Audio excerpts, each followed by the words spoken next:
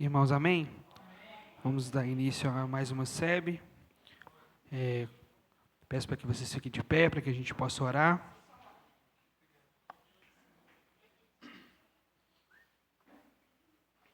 Senhor Deus e soberano Pai, nós estamos aqui nessa noite para engrandecer o seu santo nome e agradecer ao Senhor por ter deixado a sua santa palavra para que nós não fiquemos no escuro diante da sua vontade, Deus. Que nós possamos compreendê-la cada dia mais, que o Senhor possa continuar dando graça às pessoas que se propuseram a aprender mais do Senhor e que o Senhor dê esse conhecimento a cada um de nós. Em seu nome eu oro. Amém e amém.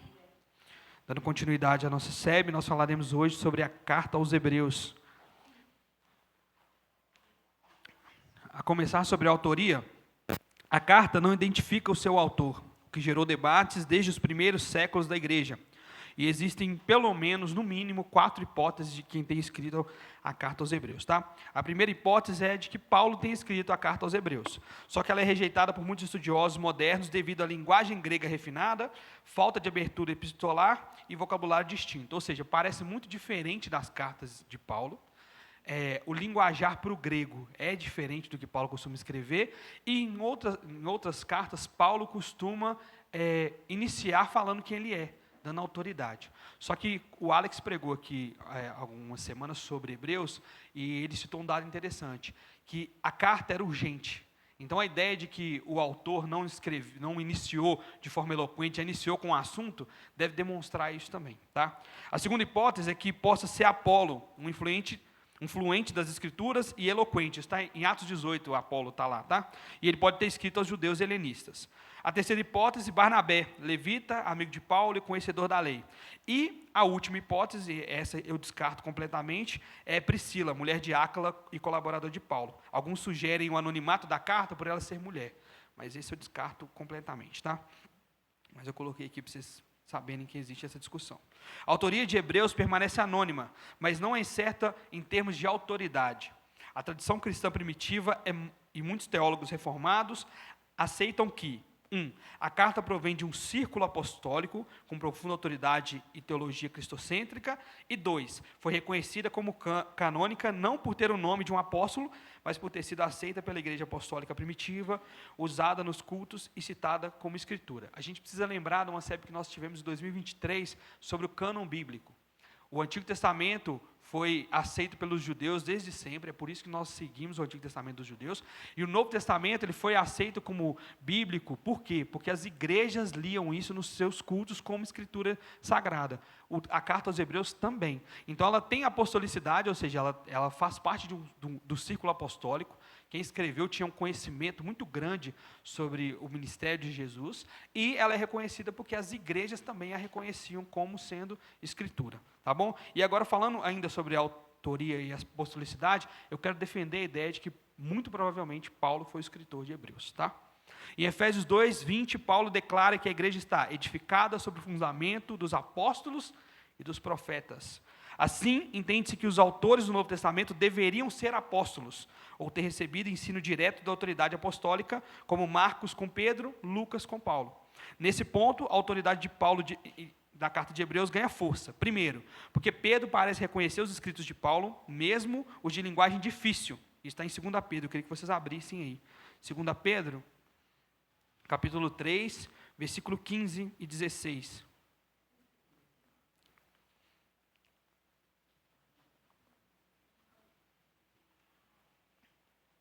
Diz assim: tenham em mente que a paciência do nosso Senhor significa salvação, como também o nosso amado irmão Paulo escreveu a vocês com a sabedoria que Deus lhe deu. Ele escreve da mesma forma em todas as suas cartas, falando nelas desses assuntos. As suas cartas contêm algumas coisas difíceis de entender, as quais os ignorantes e instáveis torcem, como fazem também com as demais escrituras, para a própria destruição deles. Aqui Pedro está considerando os escritos de Paulo como escritura, palavra de Deus. E isso dá ênfase de que Paulo possa ter escrito Hebreus, porque Hebreus realmente é uma carta difícil, que muitos torcem, tá? Porque vocês vão ver ao longo da explicação do panorama sobre a carta, que a carta foi enviada porque existiam muitos ali que estavam querendo se desviar da fé, tá? Então era uma carta muito urgente, tá? Em segundo lugar, o que fortalece a ideia de que Paulo escreveu Hebreus. A teologia é profundamente paulina, embora o estilo seja diferente, o que pode ser explicado se for escrito em grego refinado por um amanuseio como Lucas. O que acontece? Pode parecer que a escrita é diferente, mas é porque Paulo está falando para hebreus, um povo conhecedor da lei. E Paulo, como um bom fariseu, muito provavelmente usaria uma linguagem muito mais coloquial com essas pessoas que ele conhece. Tá? Em terceiro lugar, Hebreus 13, 23, menciona Timóteo, discípulo próximo de Paulo, o que reforça a origem de que a carta foi escrita por ele. Tá? Assim, muitos reformados sustentam que Hebreus pode sim ter sido escrita por Paulo ou sobre a sua autoridade, o que garante seu lugar entre os escritos fundacionais da fé cristã. O que eu quero dizer em resumo? O Novo Testamento precisa ser escrito pelos apóstolos ou está entre o círculo dos apóstolos, como Marcos e Lucas. A eles foi dado o dever do fundamento. Se Apolo tivesse escrito Hebreus, a carta aos Hebreus não valia. Ela não valia, porque Apolo não estava baseado em Paulo, como Lucas esteve baseado e como Marcos esteve baseado. Tá bom? Então, a gente precisa entender, e muito provavelmente quem escreveu a carta aos Hebreus foi o apóstolo Paulo. Eles não definem porque não está escrito, é só por isso. Porque Paulo, quando ele escreve as cartas dele, ele coloca o seu nome, mas como a carta é muito urgente, e a linguagem é muito diferente, só que a teologia é muito parecida. É muito parecido com o que é falado em Romanos, por exemplo. É muito parecido com o que é falado aos Coríntios, em Colossenses, principalmente. É muito parecido a Hebreus e Colossenses, quando vai defender a fé usando o Antigo Testamento. Então, dá-se a entender de que foi Paulo, sim, que escreveu a carta aos Hebreus. Tá? Sobre a data. Acredita-se que a carta foi escrita entre 60 e 70 depois de Cristo. Possivelmente antes da destruição do templo. Lembra que nós temos esse marco. O que marca a era pós-Jesus é a destruição do templo em 70. A gente tem a noção de que desencadeou toda aquela perseguição com os cristãos e que o Antigo Testamento foi escrito antes da destruição do templo. Principalmente a carta de Hebreus, porque a carta de Hebreus ela cita questões do templo, coisas que acontecem no templo. E se o templo tivesse sido destruído, ela teria contado, né? E ela acaba não contando. A ausência de qualquer menção à destruição é um forte indicativo de data, visto o foco do autor no sistema sacerdotal. Ele vai falar sobre sacerdócio, ele vai falar sobre dízimo e tudo mais, tudo que acontecia no templo, sem falar de destruição do templo. Então, provavelmente entre 60 e 70. Tá? Os destinatários eram judeus cristãos em risco de abandonar a fé e retornar ao judaísmo. Provavelmente por quê? Provavelmente onde, na verdade? Né? Na Judéia, ou em Roma e Alexandria. Provavelmente eram familiarizados com o Antigo Testamento e os ritos do templo, porque fala-se muito sobre isso. Tentados por heresias judaicas e misticismo, incluindo o culto aos anjos, que está em Colossenses 2, e em meio à perseguição. Então, qual que é o panorama? Existiam judeus, conhecedores do Antigo Testamento, pessoas que participavam dos ritos do templo, que estavam sendo perseguidos pela fé, e pensando e já voltando para o judaísmo e para o misticismo da época. Tá? Por isso a corrida para essa carta ser enviada. Tá?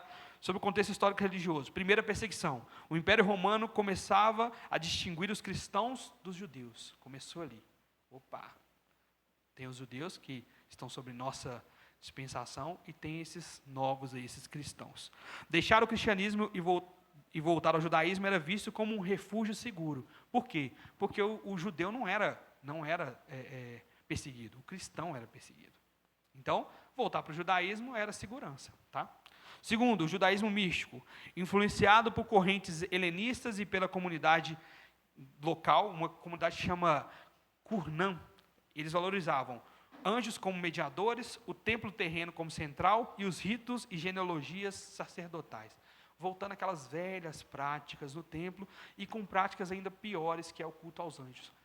Hebreus inicia demonstrando a superioridade de Cristo sobre os anjos por causa desse rito que existia, dessa galera que estava lá cultuando aos anjos. Tá? Falando do culto aos anjos. Hebreus começa confrontando a visão. Vamos lá, Hebreus 1, versículo 4.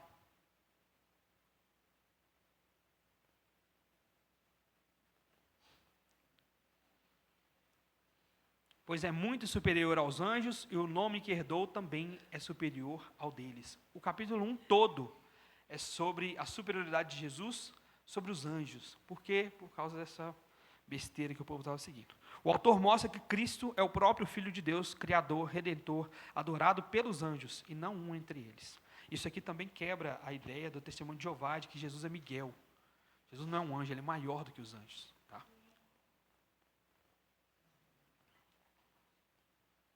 Agora vamos partir para o resumo de cada capítulo. Tá? Capítulo 1 fala sobre Cristo, a revelação suprema. Deus falou muitas vezes por profetas, mas agora falou por meio do Filho, que é o resplendor da glória e a imagem exata do seu ser. Ou seja, o Filho é superior aos anjos porque é chamado de Filho, é adorado por anjos e tem um trono eterno. O autor inicia com uma cristologia altíssima para desmantelar qualquer idolatria geológica. Cristo é acima de tudo e todos. No capítulo 2, a humilhação e exaltação de Cristo. Apesar de ser maior que os anjos, Jesus foi feito por pouco tempo inferior a eles para sofrer a morte e salvar os filhos de Deus. Ele é o pioneiro da salvação e se identifica com os homens, tornando-se um sumo sacerdote misericordioso. Esse capítulo reforça a união hipostática. Cristo, verdadeiro Deus e verdadeiro homem. Essa ideia de que Jesus em algumas partes era Deus, em outras era homem, é bobagem, muita bobagem. Jesus é 100% Deus, 100% homem, e o nome dessa doutrina é união hipostática, e é linda, tá? Linda, tá em várias passagens do Antigo Testamento. O capítulo 3 fala que sobre Jesus ser maior que Moisés, e Moisés aqui significa a lei, tá? Moisés foi fiel como servo, Cristo é fiel como filho sobre a casa. A advertência que é citada no capítulo 3 está em Salmos 95. Hoje, se ouvirdes a sua voz, não endureçam o seu coração. É um alerta contra a incredulidade e rebelião, como na geração do deserto. Não basta a tradição religiosa ou privilégio histórico, é necessária fé viva e perseverança. O povo está querendo voltar para o judaísmo, e o autor de Hebreus está falando, então, Cristo é maior do que a lei. É maior do que o lugar que vocês estão querendo voltar.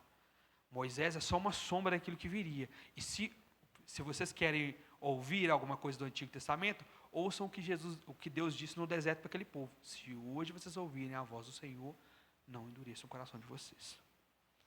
Capítulo 4, o verdadeiro descanso de Deus. O descanso prometido não foi plenamente dado por Josué, quando entrou na terra prometida. O verdadeiro repouso é escatológico e ainda acessível em Cristo, ou seja, o nosso descanso é Jesus. Cristo é o sumo sacerdote que se compadece, por isso podemos nos aproximar com confiança do trono da graça. Se você se questionou alguma vez por que Jesus se fez homem, foi por isso, porque ele está à direita de Deus Pai como homem também.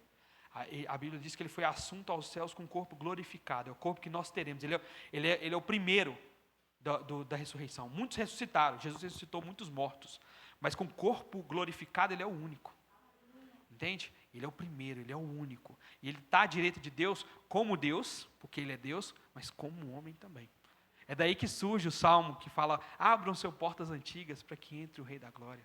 Quem é esse o Rei da Glória? É Jesus, Rei da Glória, tá? Muito bonito, né? Capítulo 5, Cristo, sacerdote segundo a ordem de Melquisedeque. Ele introduz o conceito de Melquisedeque, rei e sacerdote de Gênesis 14. Cristo foi nomeado por Deus como sumo sacerdote eterno. Os leitores são criticados por falta de maturidade espiritual. Aqui o autor já começa a pegar pesado com a galera. Capítulo 6, advertência contra a apostasia. E aqui tem uma grave exortação. Quem rejeita a Cristo depois de conhecê-lo, não encontra renovação para o arrependimento. Não adianta.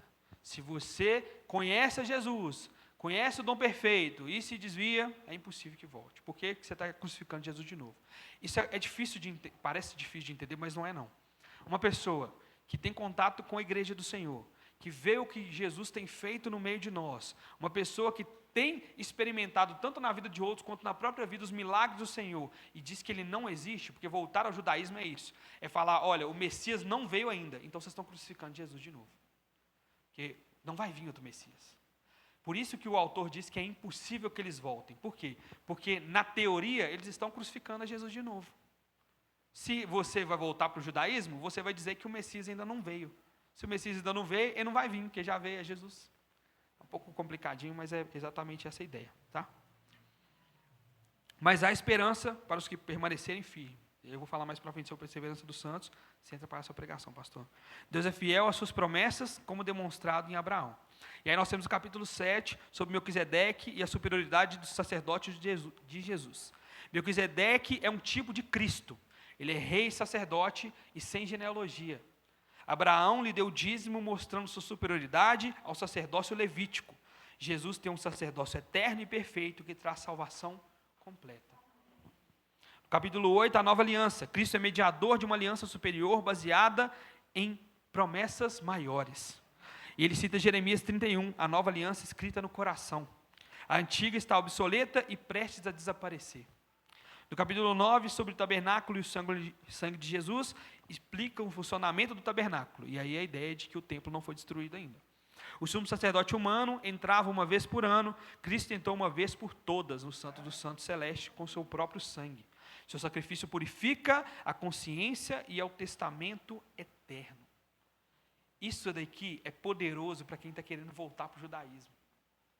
Muitas das vezes nós lemos, principalmente a carta de Hebreus, a gente lê sem entender. É por isso que o panorama é importante. Sabendo que tem um povo querendo voltar para o judaísmo, a demonstração do autor de que Cristo é superior a essa lei é poderosa demais. Demais. Capítulo 10, o sacrifício definitivo de Cristo. Começa a dizer que os sacrifícios do Antigo Testamento eram repetitivos e ineficazes. O sacrifício de Cristo é único, suficiente e eficaz. Eficaz. A exortação à fé, perseverança, comunhão e rejeição ao pecado deliberado. No capítulo 11, a galeria dos heróis da fé que todo mundo conhece. A definição de fé como a certeza do que se espera e convicção do que não se vê. Os exemplos como Abraão, Noé, Moisés, Raabe e os profetas. Todos esperavam algo superior que se cumpre em Jesus. Capítulo 12, a exortação à perseverança. Olhar para Jesus, autor e consumador da fé, Deus disciplinando os seus filhos que ama, e a advertência contra rejeitar aquele que fala dos céus, em contraste com Moisés no Sinai. Tá? No capítulo 13, último capítulo da carta, as exortações finais e despedida. Existe, nesse final, algumas instruções práticas sobre hospitalidade, fidelidade no casamento e liderança espiritual. Cristo é o mesmo ontem, hoje e para sempre, não seguir doutrinas estranhas e ofereçamos sacrifícios de louvor e boas obras. Ou seja, a forma de não desanimar é viver a vida de igreja. O que o autor de Hebreus está dizendo é, vocês estão passando por perseguição, vocês não devem voltar para o judaísmo, porque não é segurança para vocês, a segurança para vocês é Cristo, e para se manterem firmes, estejam em comunhão, estejam juntos, fazendo boas obras, sendo hospitaleiros, sendo aquilo que Cristo os chamou para ser. Então, no meio do desânimo, não é para parar de vir na igreja, é para vir mais. Essa é a ideia de Hebreus. Olha, não desanima. No meio da tristeza, no meio do caos, não é para você enfurnar dentro do seu quarto, é para você vir para o meio do povo de Deus. Tá? Alguns temas teológicos da carta aos Hebreus. Primeiro, a superioridade de Cristo. Vamos de novo? Cristo é superior aos anjos, a Moisés, ao sacerdócio levítico, à antiga aliança e sacrifícios e a qualquer figura do Antigo Testamento. Cristo é superior. Isso refuta qualquer sincretismo com o judaísmo tradicional, misticismo angelológico ou confiança em obras da lei. Isso é muito importante para o povo que está ouvindo essa palavra, o povo hebreu que está querendo voltar para o judaísmo. Segundo, o dízimo na nova aliança, honra ao maior e não um preceito legalista. Melquisedeque é a base teológica do dízimo para a nova aliança. Em Hebreus 7, Abraão dá o dízimo a Melquisedeque antes da lei. Cita isso, né, de Gênesis 14. Isso mostra que o dízimo não pertence à aliança mosaica, mas é um princípio de honra espiritual. O autor mostra que Levi ainda estava em Abraão quando este ofereceu ao sacerdote rei de Salém, ou seja, ao sacerdócio o sacerdócio de Levi é submisso ao de Melquisedeque. É o que fala em Hebreus 7,7. Sem dúvida alguma, o menor é abençoado pelo maior. Assim, o dízimo pertence como princípio, é uma resposta de fé e honra ao Senhor Jesus, nosso sumo sacerdote eterno, segundo Melquisedeque, e é praticado com liberdade, generosidade e reverência. Esse é o dízimo da nova aliança. Em terceiro lugar, a perseverança dos santos e as advertências reais. Hebreus 6 a 10 contém as mais fortes advertências contra a apostasia. Reformados interpretam essas passagens como endereçadas à igreja visível, onde nem todos são regenerados. Quem abandona definitivamente a fé mostra que nunca foi verdadeiramente regenerado. Está em 1 João 2,19. Aqueles que estiveram no meio de vocês desviaram. Tá? Isso daqui mostra que a ideia de salvação está em quem perseverar. A prova de que você é um salvo é que você vai perseverar. Em quarto lugar, Cristo, o sacerdote perfeito e o sacrifício final. Jesus, o sacerdote de Cristo, é único, eterno e eficaz. Ele entra no santo do santo celestial e não terreno. O seu sangue purifica a consciência e não apenas o corpo. E ele intercede continuamente pelos crentes. Eu queria que vocês abrissem Hebreus 7, 25.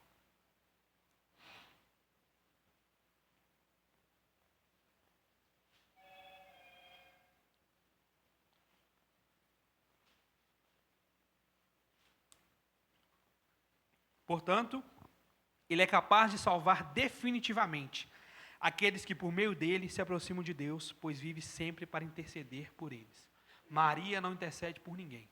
Jesus está intercedendo por nós. Isso é segurança para nós. Eu vim ontem conversando com o Robinho sobre como nós somos evangélicos na teoria e nós somos muitas vezes católicos na prática. Nós cremos que Jesus nos salvou, mas se a gente peca, a gente perdeu essa salvação. Quem te salvou? Jesus? E aí a dificuldade é, eu não posso falar isso aqui no altar, porque senão o descrente vai pecar. Que peque. O cristão, sabendo do sacrifício de Jesus, não vai viver na prática do pecado. É o que Paulo fala em Romanos. Continuaremos a pecar para que a graça superabunde? De maneira nenhuma. De maneira nenhuma. A ideia é de que Jesus morreu eficazmente. Ele não morreu para talvez salvar. Ele morreu para salvar todo aquele que nele crê. Amém? Quinto, o culto e a comunhão da nova aliança. Em Cristo, o acesso ao Pai é pleno e direto. Hebreus 4,16, vamos lá?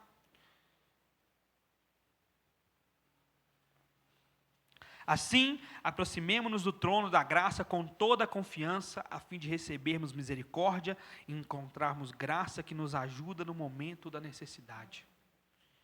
É isso que o sacrifício de Jesus fez. Fez com que nós tivéssemos livre acesso, muito diferente do judaísmo para o qual as pessoas estavam querendo voltar. Um Deus que está distante, separado por um véu. A adoração é centrada no céu, em Jesus, e não em estruturas físicas.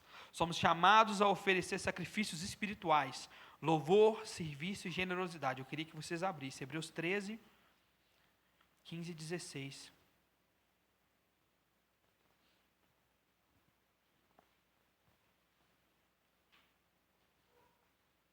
Essa é a religião que nós seguimos. Por meio de Jesus, portanto, ofereçamos continuamente a Deus um sacrifício de louvor, que é fruto de lábios que confessam o seu nome. Não se esqueçam de fazer o bem e de compartilhar com os outros o que vocês têm, pois Deus se agrada de tais sacrifícios. É interessante o uso da palavra sacrifício aqui, porque é um povo que está querendo voltar para sacrifícios.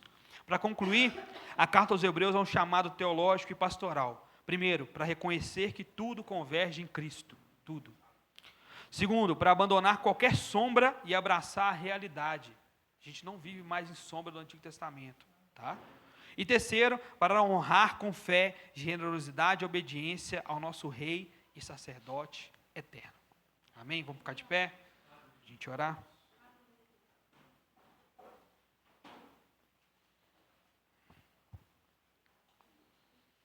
Eu corri porque eu achei que não ia ter tempo, e aí sobrou tempo. Deus é bom. Feche seus olhos. Senhor Deus e soberano Pai, muito obrigado pela oportunidade que o Senhor nos deu de aprender sobre o Senhor, Deus. Obrigado pelo Senhor ter deixado a sua palavra para nos alimentar, para ser a nossa guia nesse mundo tão escuro, Senhor.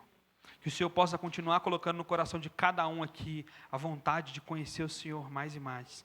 O desejo de viver inteiramente para o Senhor e o anseio de que o Senhor volte e nos encontre trabalhando na sua obra, Deus. Nós pedimos no nome santo do seu Filho amado Jesus Cristo, que o Senhor continue nos guiando a cultuar o Senhor conforme a sua vontade. E que nós possamos nessa noite glorificar o Senhor pelo que o Senhor é e já fez, em nome de Jesus. Amém e amém.